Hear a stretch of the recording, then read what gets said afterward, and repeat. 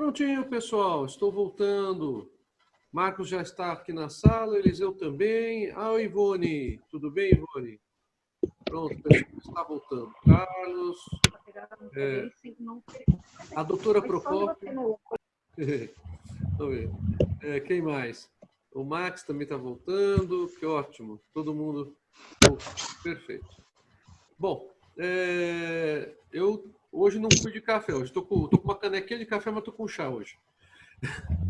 Não sei quanto a vocês. Vamos lá. Vamos continuar então com a matéria.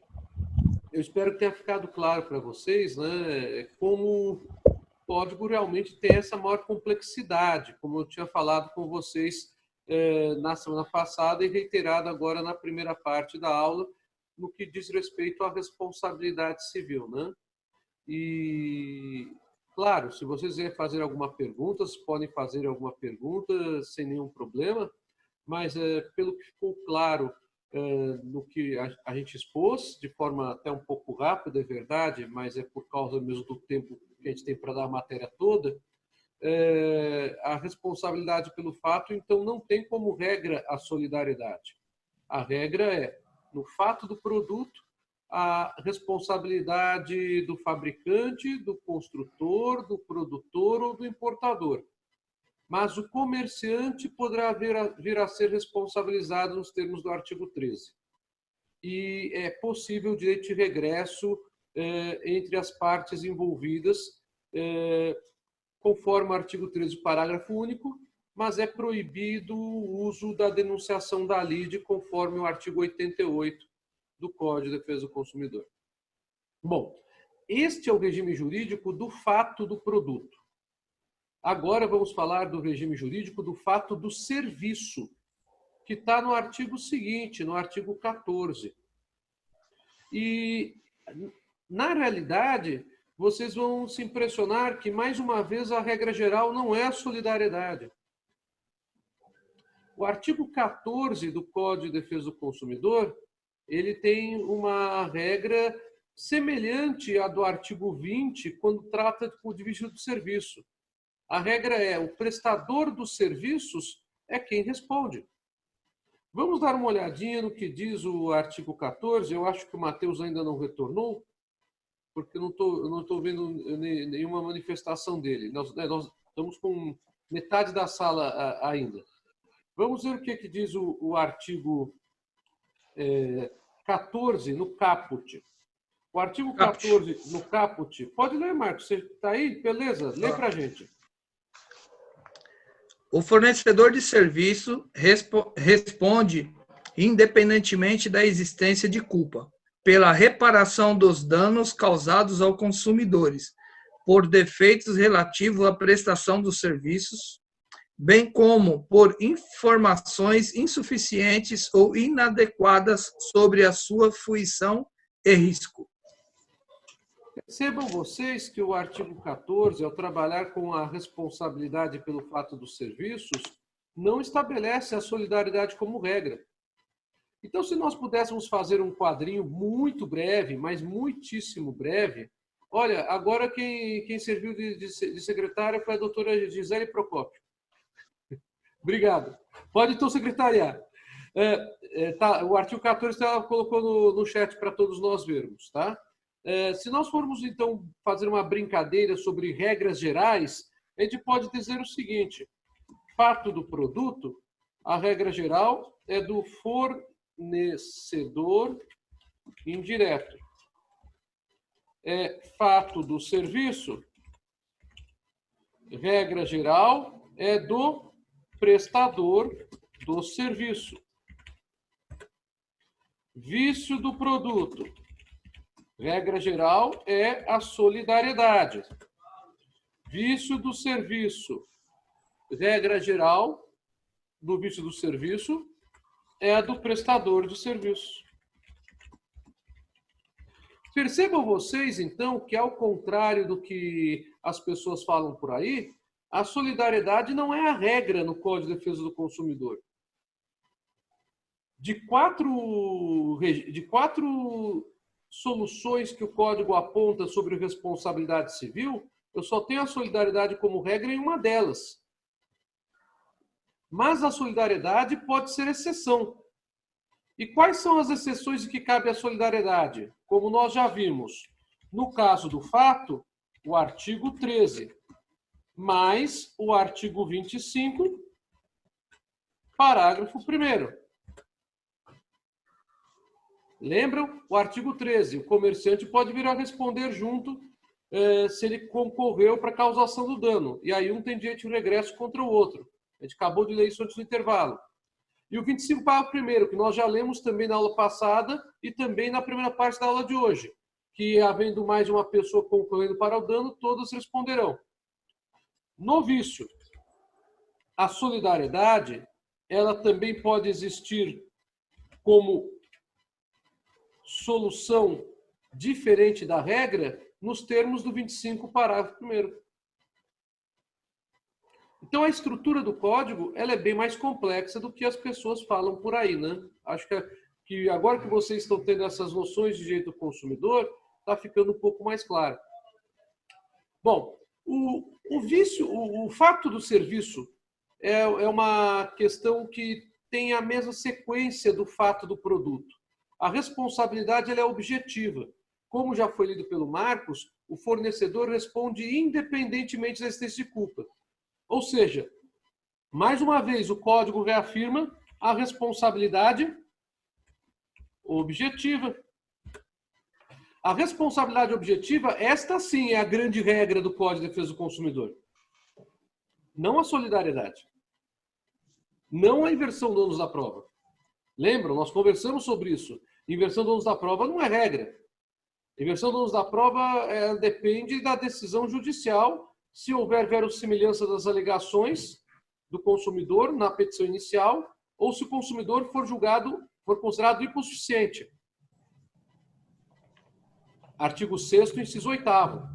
A única regra que nós temos mesmo com relação a essas três figuras é a da responsabilidade objetiva. Esta, sim, sempre é regra.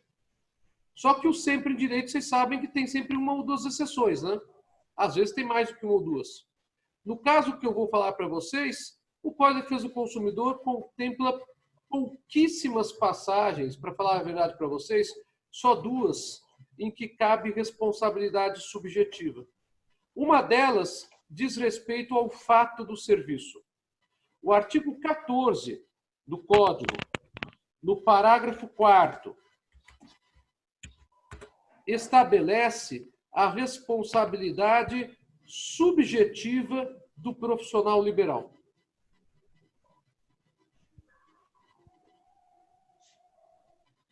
Pronto, entramos numa exceção da responsabilidade objetiva.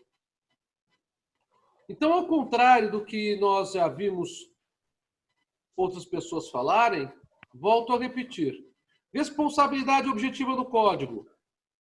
Sempre, menos no caso do artigo 14, parágrafo 4º, que a Gisele acabou de postar aqui, obrigado.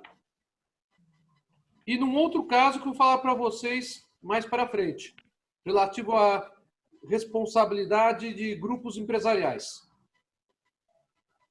Só tem esses dois casos no Código do Consumidor inteirinho. Parágrafo 4º, qual artigo, professor? 14 mesmo, parágrafo 4º. 14? Ah, tá. Na solidariedade, a solidariedade só é regra no 18. Não é regra no 12, não é regra no 14, não é regra no 20. Mas pode existir solidariedade por força do 13, parágrafo único, para o comerciante. Ou no 25, parágrafo 1º, para qualquer hipótese. Inversão do ônus da prova, a gente já tinha comentado, então não preciso aqui rememorar mais ainda. Bom, essas são as principais observações, então, do fato do produto ou do serviço. Lembrem-se que para ter acidente de consumo é indispensável que eu tenha dano moral, que é o chamado dano biopsíquico moral, como diz o STJ. O STJ, em vários julgados, ao invés de usar a expressão dano moral, ele prefere utilizar a expressão que seria realmente a mais adequada: dano biopsíquico moral. Porque os danos morais, na realidade, são danos que dizem respeito à vida, à saúde física, à saúde psíquica, a outros direitos físicos da personalidade, a outros direitos psíquicos da personalidade e também aos direitos morais da personalidade. Tá? Então, feitas essas ponderações, só cabe uma última observaçãozinha, que eu já mencionei para vocês no curso, o artigo 17. Marcos, lê o artigo 17 para a gente, por favor. Artigo 17. Caput, professor? O 17... só tem um. Desculpa. Para os efeitos desta seção, equiparam-se os consumidores todas as vítimas do evento. É aquela situação que eu expliquei para vocês quando defini consumidor. Nós temos uma definição de consumidor por natureza, que é a que está no artigo 2º caput. E temos 3 definições no Código de Defesa do Consumidor de consumidor por equiparação. É o artigo 2º, parágrafo único, a coletividade de consumidores. É o artigo 29, que vamos falar na aula que vem, que é qualquer pessoa exposta às práticas de oferta, publicidade e práticas contratuais. E a terceira hipótese é essa aqui. Equipare-se a consumidor toda a vítima do evento. Eu só preciso ter um acidente de consumo. A pessoa não adquiriu nenhum produto, nenhum serviço, mas sofreu os efeitos desse acidente de consumo. Ela é equiparada a consumidor e pode se utilizar de todos os direitos que o Código de Defesa do Consumidor confere a um consumidor. Eu dei um exemplo para vocês em sala de aula de um fato verídico aqui de São Paulo, que foi a explosão da praça de alimentação do Osasco Plaza. Não sei se vocês estão lembrados. Então, o Eliseu está lembrando. É esse tipo de situação. Eu preciso ter um acidente de consumo. Então, eu preciso ter um consumidor vítima para que eu tenha outras pessoas que não foram consumidoras, mas que foram vítimas do mesmo fato, do mesmo acidente, podendo se valer dessa proteção do artigo 17. A isso se dá o nome. Fala-se em consumidor by standard. Isto é, consumidor por equiparação, por paradigma. Alguém que está querendo fazer uma pergunta? Quem é? Professor, é a Natália. No caso, então, desse artigo 17, e o exemplo dado aí que o senhor acabou de mencionar, refere-se ao fato de, por exemplo, eu estava no shopping, porém eu não estava consumindo nada, nem na praça de alimentação, nem em uma outra loja do shopping, e devido ao evento eu também tive a minha saúde ali prejudicada, então eu também sou uma consumidora, neste caso. É isso? Você seria uma consumidora por equiparação. E eu vou mais além do que isso. Eu vou mais... exatamente, aí pode ser 17. Vou até mais além do que isso. Se você estiver passando na rua e por conta da explosão cair um bloco de cimento na tua cabeça, você é consumidora para fins do 17. Porque o bloco de cimento só caiu na sua cabeça por causa da explosão da praça de alimentação. Olha só até onde vai o 17. Só que para isso você tem que provar que você está sendo uma consumidora por equiparação. É a figura do bystander, do consumidor por equiparação. Tá? Ô, professor. Oi, Marcos. E em pensar que eu escapei desse acidente aí, hein? Ô, rapaz, graças a Deus você escapou, né? Porque eu almoçava na praça de alimentação lá direto, que eu trabalhava no Bradesco, lá na Cidade de Deus. Ah, sim. Aí nós íamos almoçar lá. E aquela semana eu peguei licença médica, né? Teve colegas lá que foram vítimas lá. Puxa vida, mas teve gente que morreu? Não, 2 colegas nenhum, só ferimentos só. Mas foi um Graças susto, a Deus, mas disse que foi... Foi um susto danado, né? Foi um susto danado, né? Bom, gente, nós acabamos a responsabilidade pelo fato do produto e do serviço. Se vocês não tiverem nenhuma pergunta, eu vou seguir com a matéria. Está claro para vocês? Pode seguir. Posso seguir? Então tá bom. Ah, tem uma coisinha que eu esqueci de falar, ainda do fato. Vocês me perdoam? Perdoa, vai. Pode falar, professor, fala aí. O cara tá ficando velho, tá com preguiça de fazer a barba, não tá fazendo a barba, né? Vocês são tão respeitosos, vocês nem falaram da minha barba toda avacalhada, né? Mas tudo bem. Vamos lá. Quando se fala em responsabilidade subjetiva do profissional liberal, se fala justamente em responsabilidade do advogado, do médico, e são os profissionais liberais, né? Normalmente questionados quanto à sua atuação profissional. Esse artigo 14, parágrafo 4º, ele não existia no texto original do Código de Defesa do Consumidor.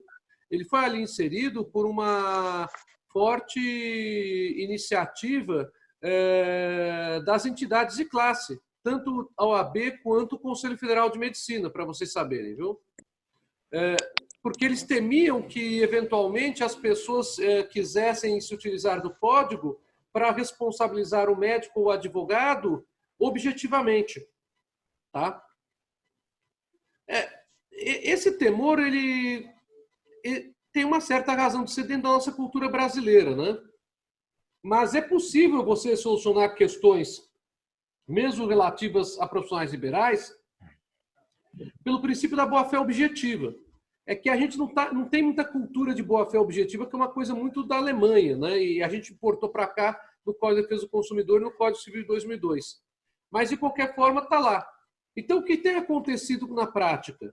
Toda vez que se discute responsabilidade do advogado ou do médico, a jurisprudência já tem superado aqueles entendimentos mais protecionistas da classe, dizendo que não se aplica Código de Defesa do Consumidor, porque vinha a OAB com essa alegação ou vinha o Conselho de Classe da Medicina com essa alegação. Isso foi praticamente derrubado pela jurisprudência. Tá? Não vou dizer que é unânime, mas é uma coisa já meio superada. Mas aí, o que se tem feito? Tem se dado a responsabilidade subjetiva do advogado e do médico, tanto pelo fato como pelo vício. Apesar de não existir nenhuma regra na responsabilidade do vício do serviço, falando em responsabilidade subjetiva do profissional liberal. Faço essa observação por quê? Porque o STJ, então, diante desses fatos que eu falei para vocês, ele tem utilizado uma classificação típica de responsabilidade subjetiva quando é levantada alguma questão sobre responsabilidade civil do médico ou do advogado, que é a diferença entre obrigação de meio e obrigação de resultado. Não sei se vocês estão lembrados disso. Sim. Vamos lembrar? É matéria de direito das obrigações. Obrigação de meio e obrigação de resultado, ela se deve à existência da necessidade de prova da culpa. Então, não é responsabilidade objetiva mesmo. Na obrigação de meio, a prova da culpa deve ser feita pelo consumidor. Então, o médico responde com obrigação de meio na maioria dos casos.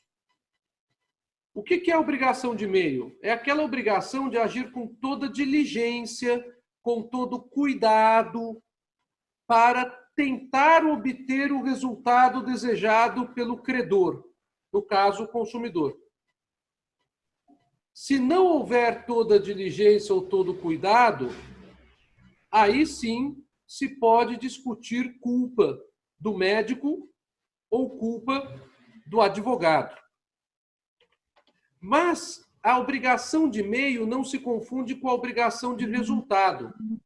Na obrigação de resultado, o médico que é cirurgião plástico, por exemplo, ou o dentista que está simplesmente fazendo um tratamento já consolidado pelas técnicas da odontologia, tem que atingir o resultado desejado pelo consumidor, que é o paciente.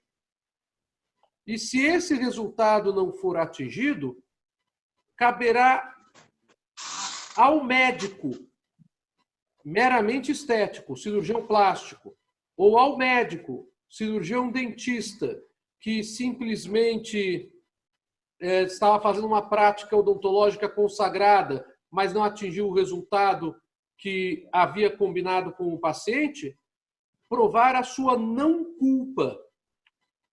Então, a obrigação de resultado, ela inverte o ônus da prova da culpa. O STJ tem dado essa inversão do ônus da prova da culpa em alguns julgados, são poucos que eu vi, com relação ao dentista.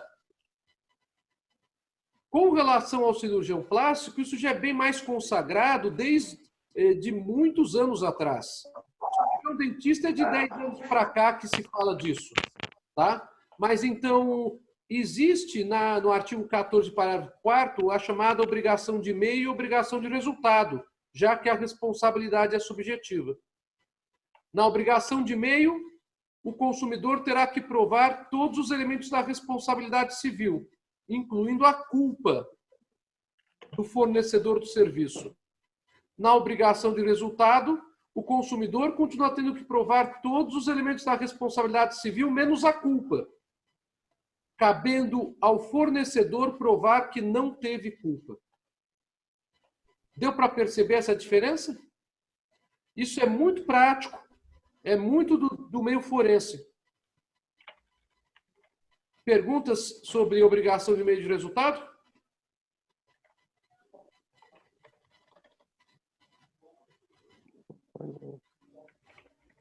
Natália, deu para lembrar a obrigação de meio de resultado? Ela está aqui falando, não lembro, não lembrava. E agora, Natália, deu para lembrar um pouco?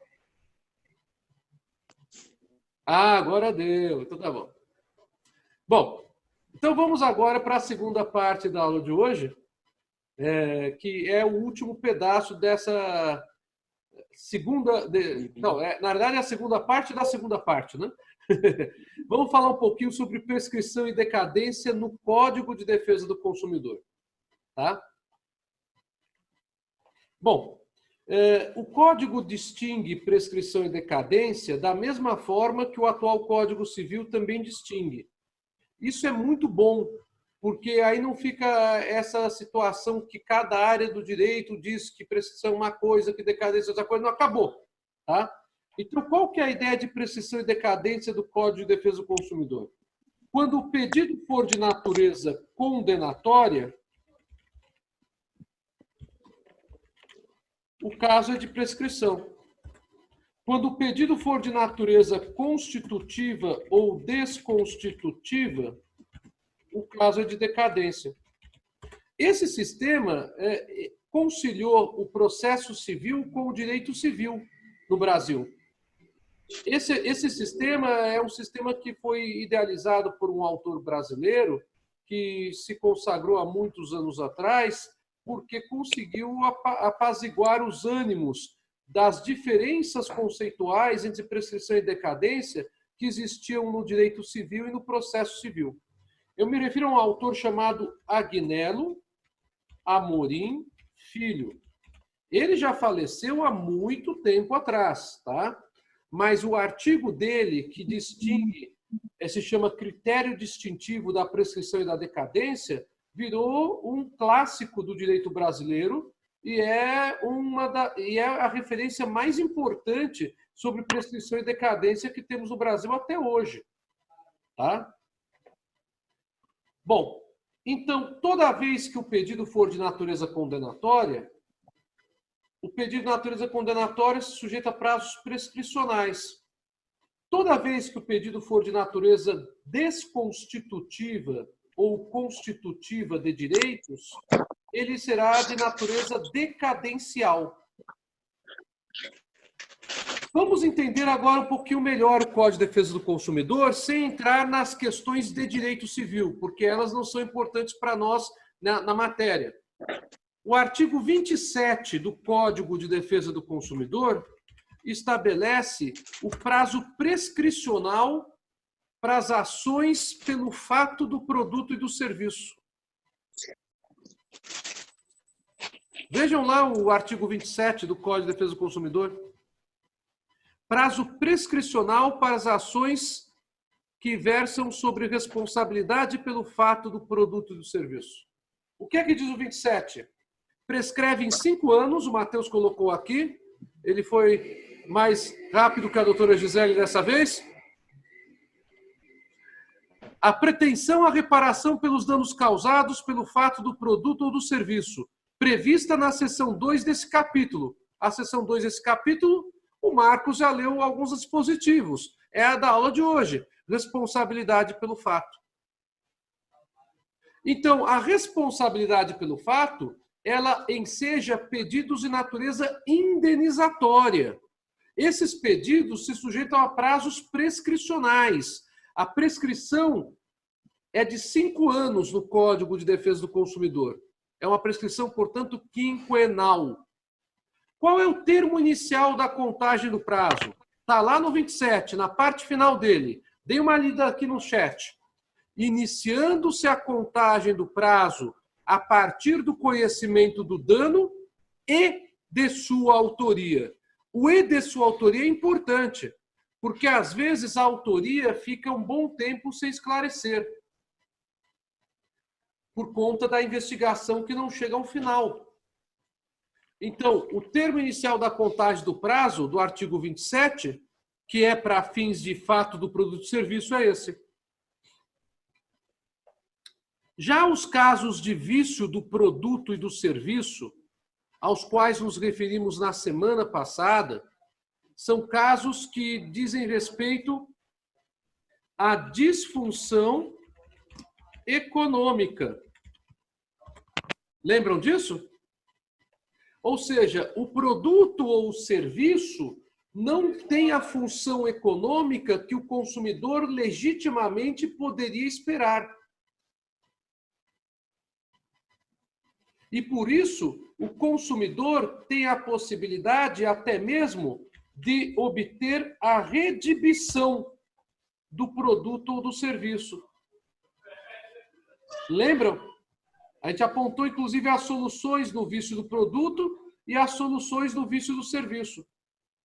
Tanto do vício do serviço ou do produto por qualidade, como por informação. E no vício do produto também por quantidade. E seria no caso daquele chamado vício oculto, né, professor? Sim. Aquele vício posterior que você descobre depois que está usando, que você descobre aquele vício redibitório, no caso. Isto. Só que agora é que eu vou dar uma assustada em vocês. O código ele não se aplica só para vício oculto. O Código de Defesa do Consumidor ele é mais protetivo ainda do consumidor até nisso.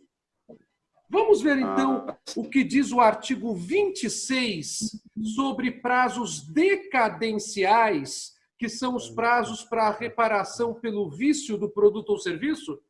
Ué, por que os prazos são decadenciais, Senise? Porque redibição acarreta a desconstituição de um contrato. O pedido de redibição é um pedido de desconstituição. Os pedidos de natureza desconstitutiva são pedidos que se sujeitam à decadência, conforme eu falei para vocês há poucos minutos atrás. Olhem só como o código ele é muito bem arquitetado. Então, o artigo 26 se remete aos prazos decadenciais pela responsabilidade pelo vício do produto ou serviço. Vamos ver, então, o que diz o artigo 26 do Código de Defesa do Consumidor. Quem colocará o 26 no chat? Agora eu fiquei mal acostumado. Quem mandou vocês me acostumarem mal, né? Ah, que professor folgado, fica dando aula online, não sai de casa, não faz... Direito... Vamos ver. Vou falar, professor. Vai lá. O direito de reclamar pelos vícios aparentes ou de fácil constatação caduca em 30 dias, tratando-se 30 dias, tratando-se de fornecimento de serviço ou de produtos não duráveis. 2. 90 dias tratando-se de fornecimento de serviços e de produtos duráveis. Muito obrigado, doutor Marcos. Olha só o que o código fala. O direito de reclamar pelos vícios aparentes ou de fácil constatação. Já havia advogado de empresa tendo taquicardia nessa hora. Não é só vício oculto. O vício pode ser aparente ou de fácil constatação. Eu tinha que guardar uma cartinha aqui na manga para lembrar vocês, né? Porque a gente só lê os artigos, mas eu não sei se vocês repararam, eu não falei nada na aula passada sobre vício aparente ou de fácil constatação. Porque o meu intuito na aula passada foi despertar a atenção para a ideia de vício dentro da ideia que vocês já tinham estudado na faculdade. O vício não é... O vício é também aparente ou de fácil constatação. O que é vício aparente? É aquele que se enxerga a olho nu. Então, você recebe um produto que na hora que você o recebe, você já vê que ele tem um defeito. Ou melhor, um vício, para usarmos a terminologia da lei, exata da lei. Vício de fácil constatação é aquele que o consumidor, pelo um simples manuseio, verifica que há o vício. Então, o consumidor tira o televisor da caixa e tem lá a tela trincada. O consumidor abre o leite, joga o leite e cai aquela coisa gosmenta, quando o leite fica meio coalhado, meio não coalhado, lembra? Aquele barulho esquisito, não é? Tem gente que tem até um pouco de arrepio quando vê isso. Eu não ligo, mas tem gente que tem. Então, esse tipo de situação, o vício é de fácil constatação. Quando o vício é aparente ou de fácil constatação, também cabe a responsabilidade civil do fornecedor. Aí, qual é o prazo? O prazo é pequeno, mas justamente porque o vício ele é enxergado de imediato, praticamente, né? O prazo é de 30 dias se o produto ou o serviço não for durável. Então, isso é muito comum para gêneros alimentícios, muitas vezes. Mas no vício aparente de fácil constatação, imaginem vocês, 30 dias está bom até, né, para a pessoa reclamar. Professor, tem alguém com o áudio aí aberto aí que está fazendo barulho. Se vocês puderem desligar o áudio, quem está conversando, ou eventualmente tendo alguém na sala conversando em paralelo, porque aí acaba atrapalhando os demais. Professor, o senhor vai ter que desligar, porque não adianta. Toda aula, com todos os professores, a gente reclama e eles não desligam. Eu já estou cansada. Pronto, já estou desligando. Não tem problema. Muito obrigada. Professor, pode continuar. Já estou desligando. Vamos ver quem mais. Agora, nossa, agora todo mundo mutou, né? Foi só que falar, vou começar a desligar. Pronto, olha só que beleza. Ok, vamos lá.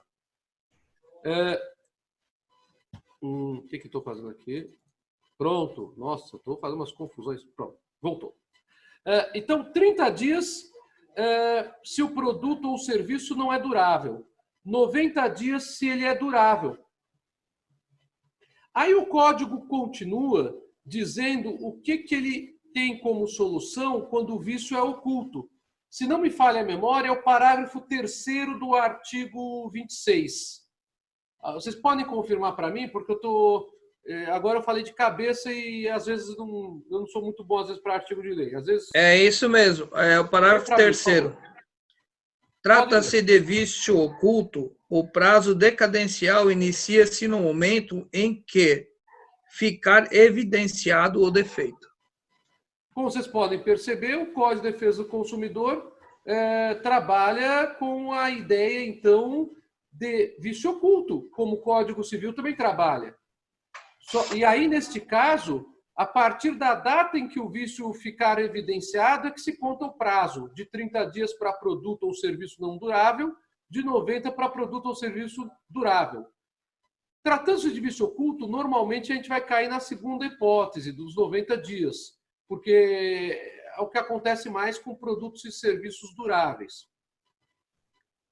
Então, essa é a regra do prazo decadencial. Só que o prazo decadencial ele é um pouquinho mais complicadinho na prática por duas razões. Primeira razão. Lembram de uma das soluções do vício do produto, que está no artigo 18, que o fornecedor tem o direito de tentar reparar ou consertar as peças viciadas do produto? Sim, professor. E que ele tem 30 dias de prazo?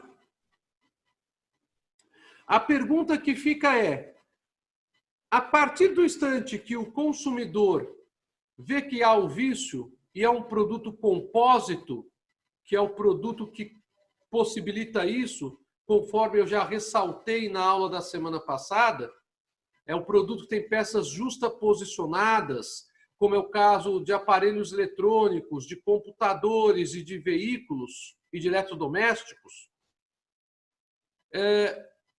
Como é que se conta esse prazo? Oi, Eliseu. Boa pergunta. Essa é boa, professor. Quero saber como é que se conta esse prazo. Eu tive uma situação semelhante há cerca de 2 semanas. Ah, é? Então vamos ver, vamos ver o que fala o 26, logo em seguida aos prazos de 30 e 90 dias. Eu acho que é o parágrafo 1º do artigo 26.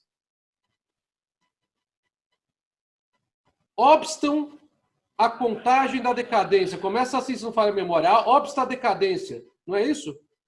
Inicia-se a contagem do prazo decadencial a partir da entrega entrega efetiva do produto ou do término da execução dos serviços. Certo. Aí o segundo diz, obstam a decadência. Então, obstam a decadência. Aí, o que acontece? Quais são as hipóteses em que não se conta, então, o prazo decadencial? Que é a pergunta que o Eliseu acabou de fazer. Vamos lá, Márcio, pode ler. Inciso primeiro. Isso. A reclamação comprovadamente formulada pelo consumidor perante o fornecedor de produtos e serviços até a resposta negativa correspondente, que deve ser transmitida de forma inequívoca. Então, Eliseu, se você está com esse caso, se você levou o produto para ser reparado ou consertado, a nota que o assistência técnica dá para você faz com que todo o prazo decadencial não seja contado. Na verdade, professor, foi a entrega que foi procrastinada aparentemente por uma responsabilidade. Foi uma compra, nós estamos em Bahia, e era um prazo de até 30 dias, nós levou quase 2 meses para ser entregue, sem contar a intenção dele de vender, de não ter o produto e querer empurrar um outro produto mais caro ainda. Tá. E aí eu fiquei na dúvida como é que eu contaria isso. Pô, eu tive que explorar esse negócio, eu estourar já empurrando com a barriga para poder contar. Ou eu quero contar esse prazo. 4 protocolos eu tenho. 4 protocolos. Isso me provaram. Não, estava... na realidade, você pode se valer para contagem do prazo do último protocolo sem problema nenhum, viu? Porque você está amparado pelos protocolos anteriores. Isso é mera tolerância sua.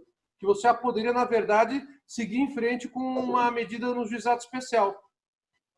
Tá? Bom, ainda há uma outra hipótese em que o prazo decadencial não é contado.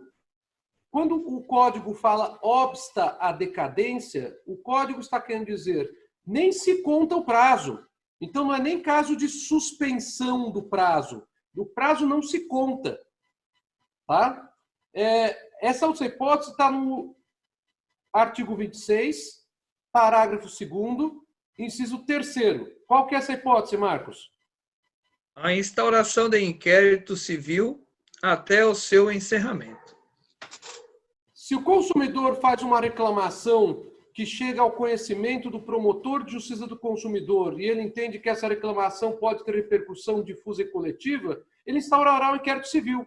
O inquérito civil também é causa em que não se conta o prazo decadencial até ele ser encerrado. Gente, acabou o nosso tempo. Passou rápido, na minha opinião, é que eu gosto demais de direito do consumidor, espero que vocês também gostem. Então, eu agradeço muito mais uma vez, lhes desejo uma ótima noite, gratidão e até uma próxima oportunidade, tá bom? Tá bom, professor. Boa noite. Tchau, tchau. Obrigado. Tchau. Tchau, professor. Boa noite. Professor! Será Boa que dá noite, tempo? professor. Ai, meu Deus.